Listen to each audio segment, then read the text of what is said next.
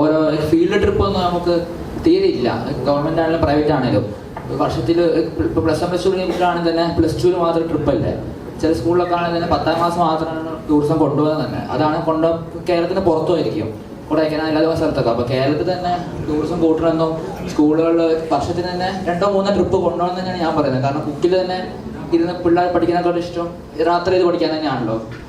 അതുപോലെ കേരളത്തിലെ കുറച്ച് നിയമങ്ങൾ സത്യം പറഞ്ഞാൽ കുറച്ച് ഓവറാണ് എനിക്ക് തോന്നിയത് ഞാൻ പറയാണ്. ഇപ്പം സാറ് പറഞ്ഞ പോലെ കോഴിക്കോട് ബീച്ചിൻ്റെ കാര്യത്തിൽ തന്നെ പറയുന്നത് തന്നെ ഇപ്പം ഇന്ത്യയിൽ ഗോവ ബീച്ച് ഭയങ്കര ഫേമസ് ആണല്ലോ. എത്രയോ ടൂറിസ്റ്റുകൾ വരുന്നത് തന്നെ ഇന്ത്യയിൽ ഗോവയിലേക്കാണ്. പക്ഷെ ഇവരൊന്നും കേരളത്തിലോട്ട് വരാൻ കുറവാൻ കാരണം മെയിൻ കാരണം ഇവിടുത്തെ നിയമങ്ങളാണ്. എന്താ കുപ്പിക്കാണേലും നൈറ്റ് ലൈഫ് ആണെങ്കിൽ പോലും ഒക്കെ ഇവിടെ എൻജോയ് ചെയ്യാനൊന്നും ഇല്ല. ഒരു ഫാമിലി സെറ്റപ്പ് മാത്രമാണ്. ഇവരുടെ സേഫ്റ്റിയും കാര്യങ്ങളും കൂടുതൽ നോക്കുന്നുണ്ട് തന്നെ.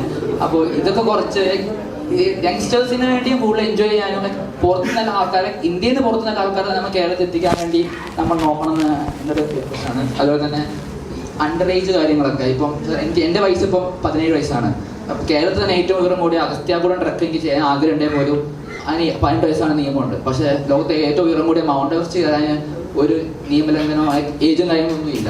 അപ്പോൾ അത് അങ്ങനെ കുറേ നിയമങ്ങൾ മാറ്റണമെന്നും പിന്നെ ഇപ്പം പുറത്തുനിന്ന് ആളുകൾ വണ്ടി വാടകയ്ക്ക് എടുക്കുവാണെങ്കിലും നമുക്കിപ്പോൾ അറിയാം വീഡിയോ ക്യാമറ ഒക്കെ കാരണങ്ങൾ വണ്ടി വാടക എടുക്കാനോ ഹെൽമെറ്റ് ഇല്ലാതെ യാത്ര ചെയ്യാനോ ഒരു ടൂറിസത്തിന് അതൊരു കുറവാകുന്നുണ്ടെന്ന് എനിക്ക് തോന്നിയിട്ടുണ്ട്. ഇത്രേ ഉള്ളൂ. നന്ദി.